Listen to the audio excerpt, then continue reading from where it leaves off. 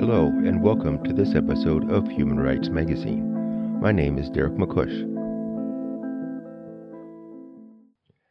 Tea is cheap.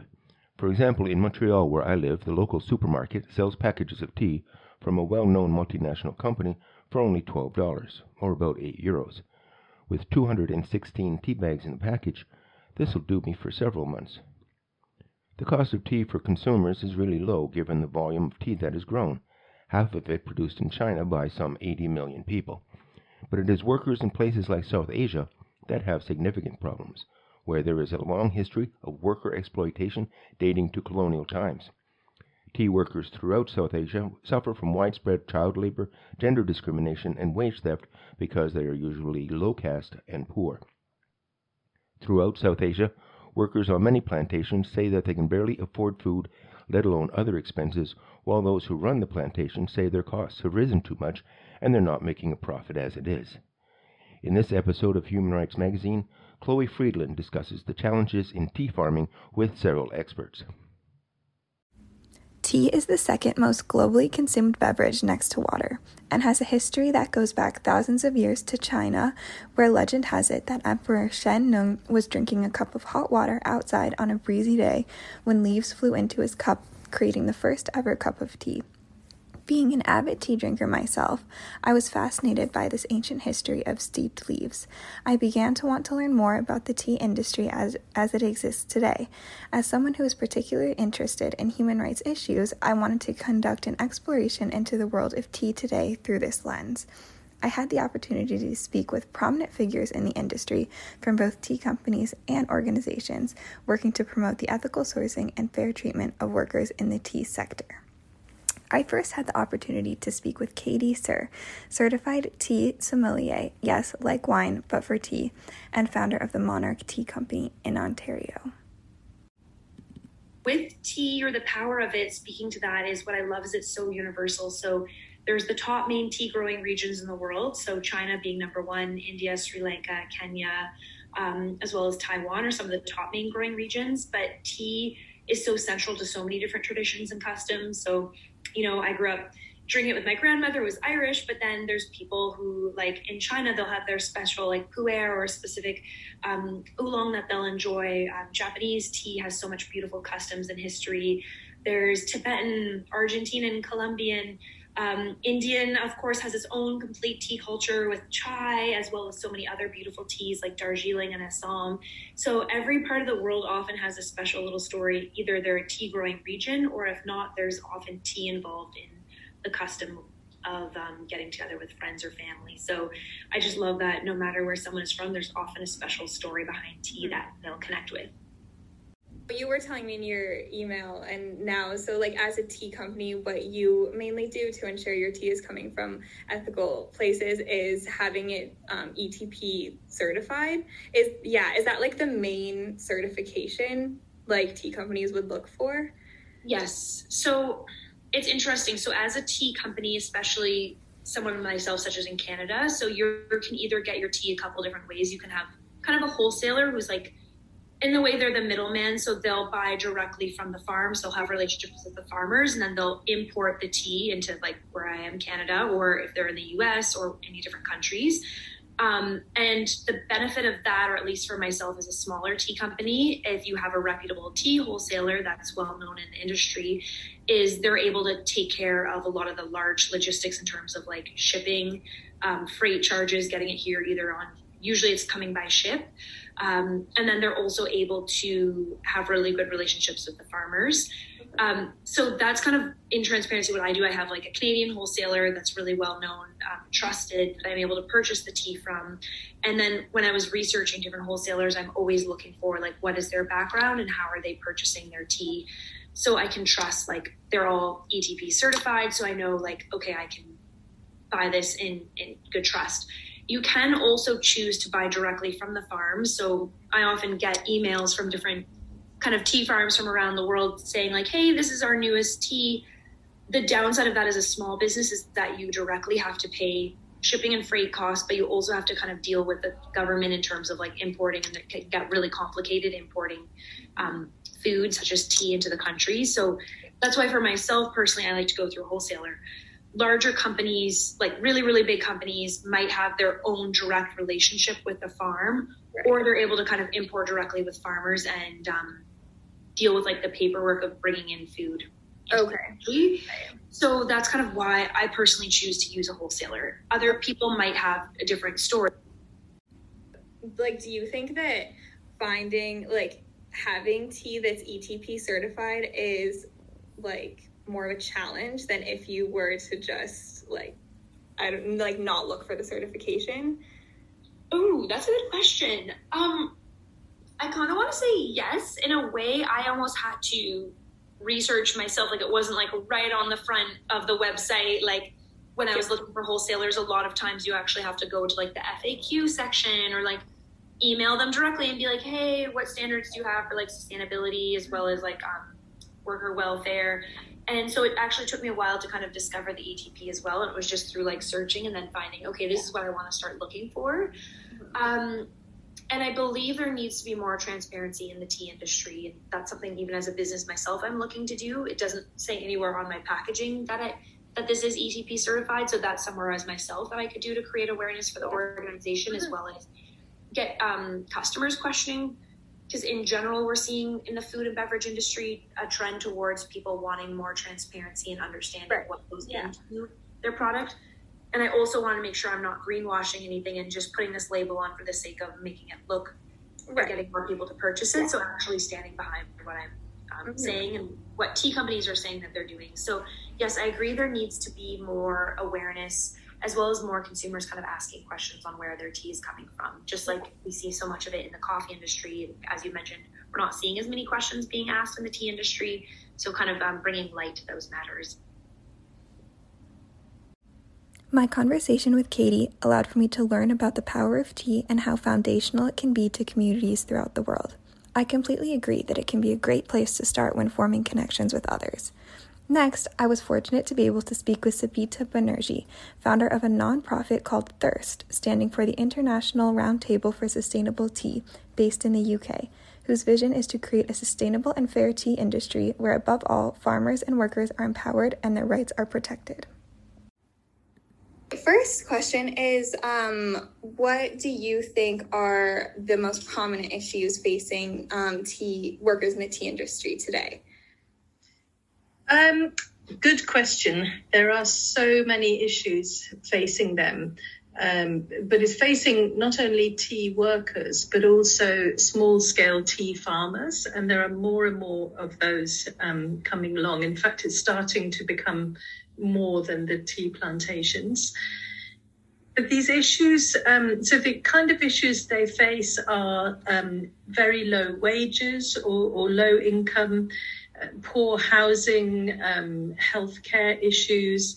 There's also a strong gender imbalance in the tea sector, in the sense that those women are concentrated at the sort of lowest paid roles. So it's generally women who are the tea pluckers, and that's the role that has the least pay. And they tend not to be very well represented in some trade unions, and so it's very hard for them to get out of that situation. Plus, they have all of their unpaid domestic care work. So there's a huge burden on women in the tea sector. But I also think it's important to remember that they are one part of the tea value chain. And at each level, I mean, obviously, the problems of a tea producer are not as huge as those of tea workers, but they also do have their problems and challenges. And so all of the issues that are kind of having this knock-on effect on the workers are coming down the value chain. So it's all part of one whole. Okay, right. Yeah, it seems like a very complex issue. I started originally writing this article because I found like the tea report from the Business and Human Rights resource. And it was just like, just how complex the problem was. Really. Yeah, no, that's really interesting. And I was wondering if there are kind of like historical challenges with addressing these issues, or like what has Thirst done in particular to address these issues, and how has the industry evolved over time? I'll start with how the industry has evolved over time. So it was originally, tea was originally grown in China and exported from China. And then the British got a real taste for tea. And there was, a whole involvement with the Opium Wars and things, which was a way for the British to get control of the tea supply chain. And they started planting tea and growing it in their own colonies, so in India and Sri Lanka. So it was a very colonial crop. And I mean, not only in the places where the tea was produced, but it also in other parts of the colony. So, huge taxes were placed on tea being exported to America, which then led to the Boston Tea Party, with people refusing to pay that tax. So it's very much tied up with empire. And the interesting thing is that model, that colonial model of a tea plantation, hasn't changed very much since then. So where tea plantations do still exist, it's still, a very distinct difference between the managers and the workers. It's not a very equal society. And tea estates are, which is another word for tea plantation, are like little kind of countries in their own right, with the manager or the company owner as, ruling the country and all of the people in it, the workers and their families, which is obviously not ideal, but also it places a huge responsibility on the company. So in some countries, like in India, they are legally required to provide workers and their families not only with housing, but also with education and healthcare. So, when we were talking before about how those are some of the key issues, you can see how would be quite a struggle to provide those, as well as trying to make a profit on a product that. One of the things that has changed in the tea industry is that the price of tea has either gone down or remained static. It has gone down dramatically since the 18th century. There was the director of Oxfam was recently saying that in 17 something, a pound of tea would sell for the equivalent of £500 nowadays. Whereas he that same day was able to go and buy a pound of tea for £1.19.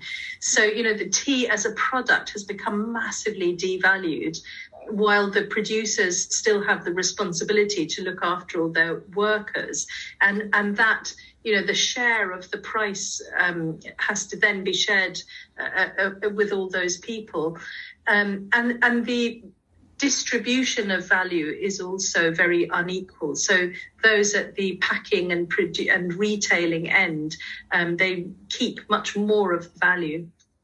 But I think your other question was about what's being done about it. Yeah. And there are a lot of answers to that. There's a lot of really good initiatives going on around the world. Some driven by companies, some driven by NGOs, and some driven by governments, and some where they're all collaborating together. So, a big effort was made in Malawi, for example, to try to ensure that tea workers had a living wage. But as you said, the tea industry itself is very complex, but it also doesn't exist in a vacuum. It is part of a wider country. It's part of a global tea industry. So there were all sorts of complications from that. So, from the Malawian government point of view, if tea workers were going to get a living wage, what does that mean for other workers in other agricultural sectors? And for other tea producing companies, it was also countries. It was also, raised questions for, if the value of Malawian tea goes up, then there'll be more higher value tea in the market, and that can suppress the prices globally. So it is a very complex, very interconnected issue. And there are also projects, at community level. So, for example, Care International has a project called the Community Development Forums, where they create forums for workers, men and women, to be able to discuss their issues and be able to talk openly with management about them. So there are lots of different initiatives like that have been having good benefits and also raising questions. So to come to what Thirst is doing, Thirst is quite a young organisation. We've only existed since 2018, and so we've spent a few years, building up our networks, our knowledge resources, and everything. And last year we started work on this a human rights impact assessment of the tea sector as a whole. So, and it was really, partly inspired by that Malawi experience to see how even when you try to resolve issues at a countrywide level, it's still challenging because of all these other dynamics of the global industry.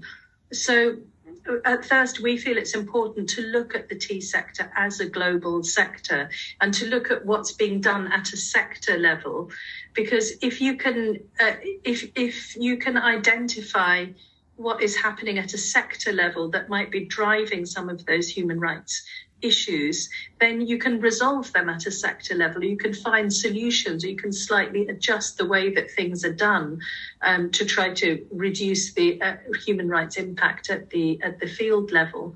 So to do that, we're doing this human rights impact assessment.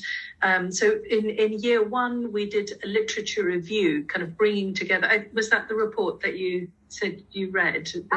Yes, possibly. I read on the Thirst website about a blog post that was discussing the Thirst launching a 3-year program. But is that what you're referring to? Yes, that's right. So this is the first year of it was last year. We did this literature review.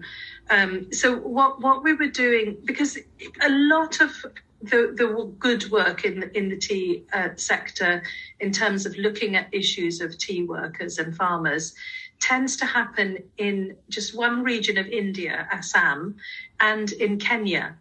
And those are, very important tea producing areas. But there are almost 60 countries in which tea is produced. And although Kenya is a huge exporter of tea and Assam is a very important source of tea, there are many, many other countries and regions that have these problems. So the point of the literature review was to say, look, there is a certain amount that you can do at a country level and at a regional level, but it's really important to acknowledge that these are global issues. And here are all the reports over the last 10, 15 years that have provided evidence of that.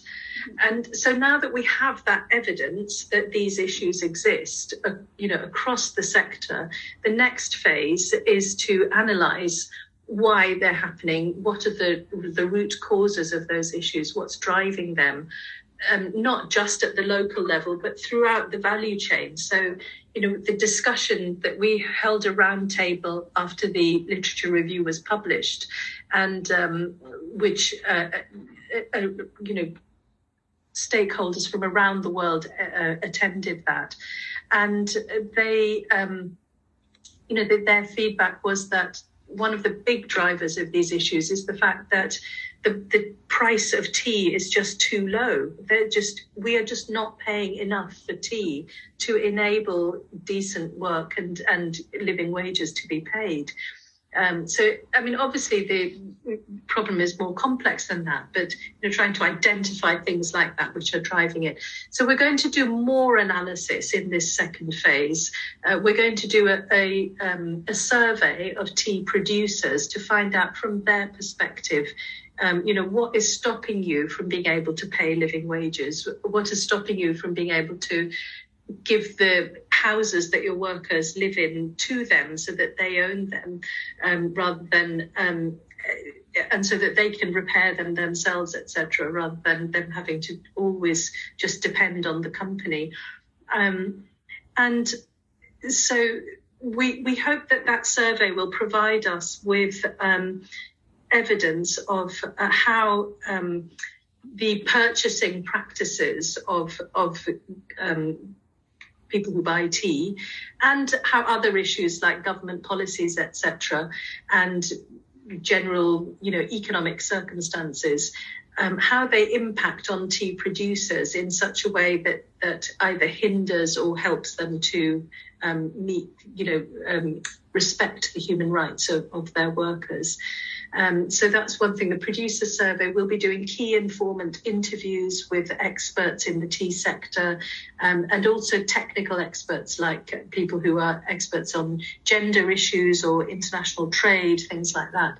And then we will also be doing field visits to visit some of those examples of where people have tried different things, the community development forums, or there's another initiative that is called tea swaps, where there is a way to provide smallholder farmers with a bit more security, a bit more long-term security through a sort of financial mechanism. So we want to send out researchers to visit those projects and assess them, document how they work, what's the idea, how is it working, who's using it, how's it going, is it effective, could it be scaled up and replicated in other places. So we'll try and bring all that learning together so that the whole tea sector can see and can maybe try some of these ideas in their own areas.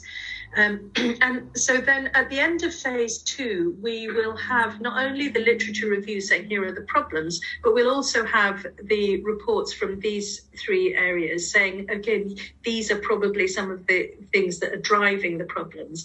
And then phase 3 will be organising roundtables to bring together stakeholders of the tea industry to say, okay, we have the evidence, we have some analysis of the root causes, what can we do about it? So that 3rd phase will be all about action planning.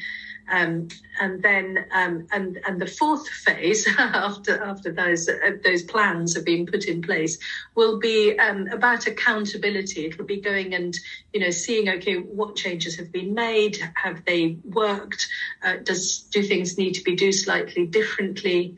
So each of the phases is phase 1 was assessment, phase 2 is analysis, phase 3 is action planning, and phase 4 is accountability. Okay. And we're just at the beginning of phase 2 now. Right. I really enjoyed my conversation with Banerjee, as she provided some very insightful comments on the history of the tea industry and how its colonial roots have influenced the lives of tea workers today. It was great to be able to get the perspective of a prominent nonprofit working to improve the lives of tea workers globally. Next, I had the pleasure of speaking with Kevin Gascoigne, a co-founder of Camellia Sinensis, a tea company based in Montreal who prides itself on providing the highest quality of tea while also maintaining a relationship with the tea pluckers the company works with.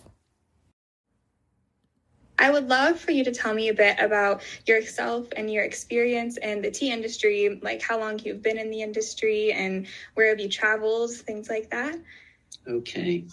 Well, I started in the industry. I started buying tea in India in the late 80s when I was backpacking in India the end of my teenage years. I was about 19 and tasted tea in the Himalayas for the first time.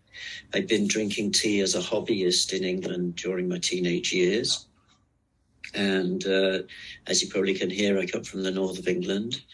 And so we drink tea all day, all the time. I started really early in my life drinking tea. So I'd sort of started fine-tuning it and getting into teas from different growing regions, specifically India.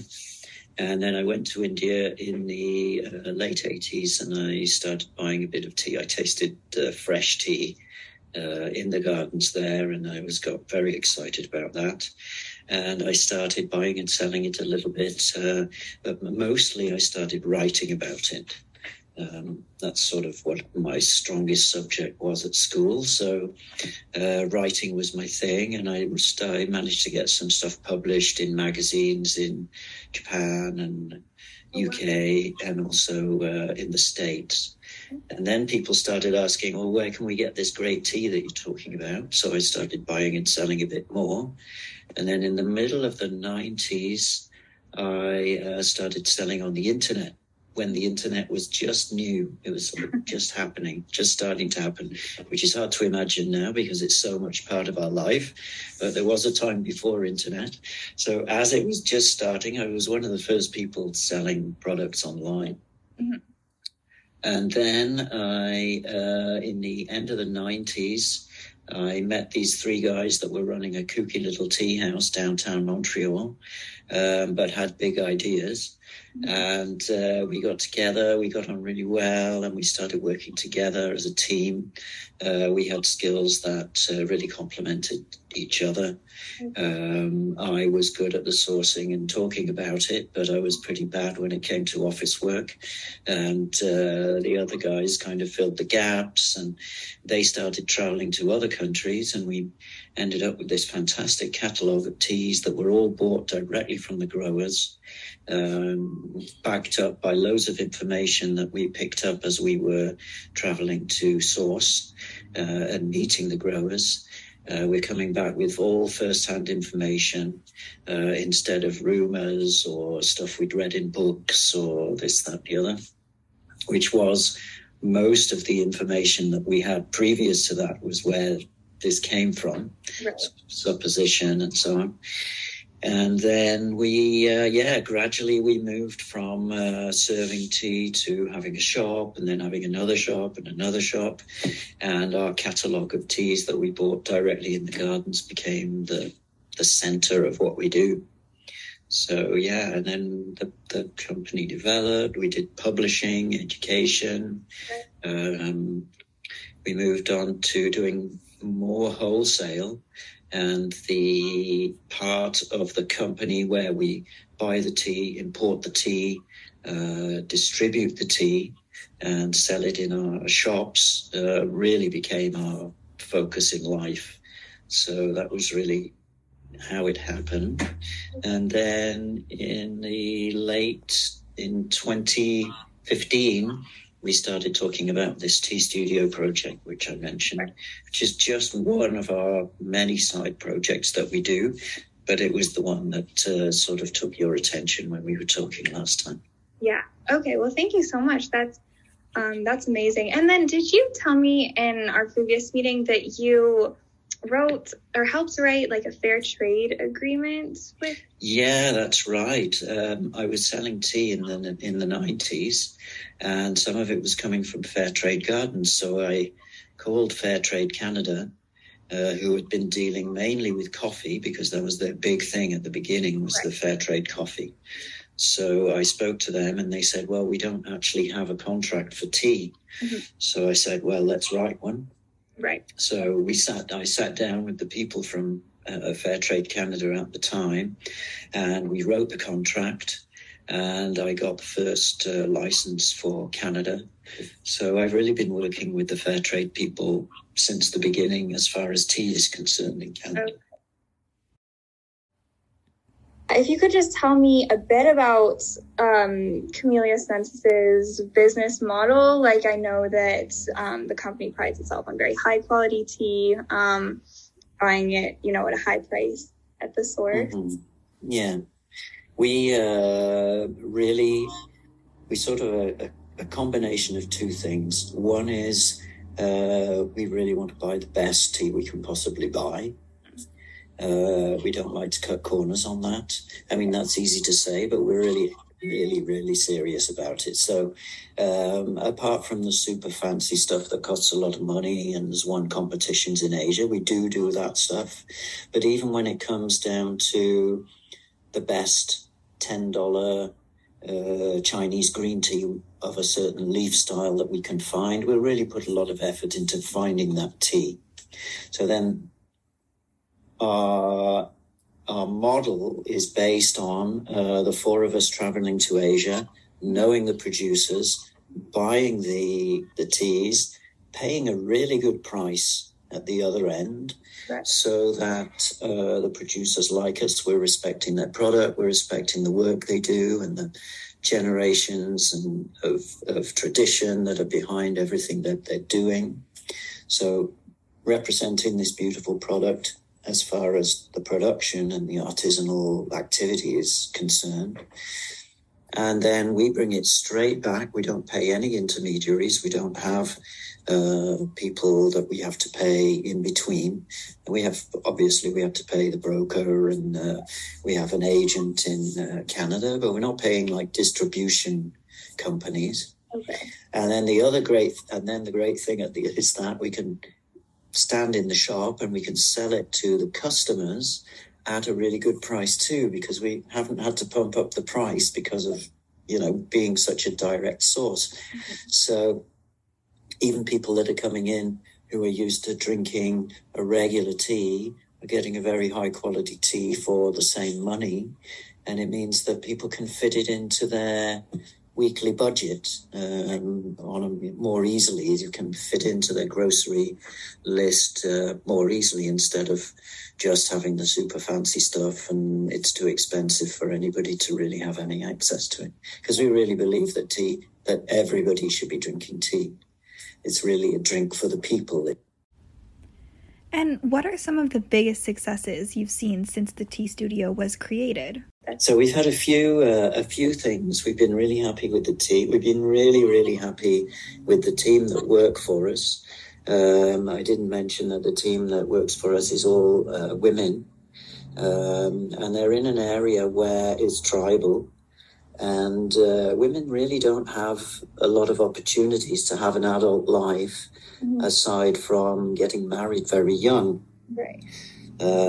So usually the girls will leave the house in the end of their teenage years to be married, and for the dowry system. Even though the dowry system is outlawed and illegal in India, it's still happening a bit over there. So usually the girls will get married very, very young. Mm-hmm. So if they have a job and they're bringing in money, they have a few more years to live with the family because they're bringing money into the family. Okay. So it gives them a chance to have an adult life before other parts of the life sets in. So that's been really nice, but it's been really very rewarding to see them tuning into this artisanal activity that I was describing, where they have to feel the leaf, they have to decide when it's time to move it to the next machine and so on. And they taste the teas every day, so they know what those little decisions make as a difference in the process. Right. So they don't usually have this kind of respect given to them, or this kind of opportunity to have that create some form of creative process in their lives. So it's very exciting to see them reacting to that, and having a great time doing it, and so proud of the results that at the end of the day. So that's very rewarding. And we did see in advance this idea of helping out the women in the area. We did think, there's a situation there. We better try and, we'll hire women instead of men, which is the usual setup in a tea factory. Mm-hmm. But we hadn't really seen how great this would be, this kind of empowerment and excitement with having something creative, and also being part of a picture that is an international picture, because they know those teas going to an international venue, and they often have international visitors because the tea studio has been making a lot of noise on the tea circuit. Okay, yeah. So a lot of people come to visit. A lot of people come to visit and make tea for the day with the team there. So, they're getting to mix with internationals and people, and they know their products being sold abroad, and so it's really nice for their setup. Yeah, that's amazing. And just the fact that now, they're really taking pride in what they're doing and their work. Yeah. Yeah. And even the farmers that bring the leaf in, who at the beginning tried to dupe us by filling the bag with all sorts of stuff and just putting some nice leaf at the top. Oh. And we had to send them away. Right. We said, no, we want this. In fact, we had a big drawing on the wall saying the type of pluck that we wanted and the type of pluck we didn't want. Right. So we said, if you bring this, we'll give you really good money. If you bring this, we'll give you no money. I see. So at first it took a little while. Yeah. But when they started bringing the good stuff, we paid them handsomely for it because it fitted into the equation with the end price and the shipping and so on and so on. And now we have a few of these producers coming in, opening the bag with pride and saying, check this out. You're not going to get leaf like this beautiful. Yeah. So that I really hadn't expected that to happen. I knew it was going to be tough to get the leaf happening, but I didn't expect this situation where it became a situation of pride. Exactly. And they were really proud of like, oh yeah, I'm gonna get these guys the best leaf they've ever seen. Yeah, it's gonna be the top bag of leaf they've ever seen, and bringing it in, and really proud and taking the prize and saying that it's better than anybody else's. So that was never happening before. They were just stuffing bags with any old stuff because they were making low grade teas before. Yeah. So that's also super rewarding for us, and it's stuff that we didn't expect. Mm-hmm. Yeah, so that's been really, I would say that the big successes are a lot of the stuff that we really hadn't expected, and we only noticed it once it started happening. Right, that's amazing. Yeah, I feel like it just shows like once you start, giving people a certain amount of respect and fair wages and things like that. I agree. So yeah. Okay, well, that is amazing. Thank you so much for sharing. I was very fortunate to be able to speak to Kevin Gascoigne on 2 different occasions, learning about how Camellia sinensis runs their business and the Tea Studio project. Through my exploration of the tea industry, I have learned there is a lot of work to be done to ensure the fair treatment of tea workers and respect for their rights. However, luckily, there are a number of tea companies and organizations like the ones you heard from today who are working to create a better future for workers in the tea sector. As a tea consumer, it is imperative to support these initiatives by paying a premium for higher quality tea and educating yourself about which organizations truly care about the livelihoods and well-being of their tea producers. Thank you for listening to this episode of Human Rights Magazine. The podcast is brought to you by the Upstream Journal. I invite you to consider supporting the program and the magazine with a contribution through PayPal as you explore other episodes.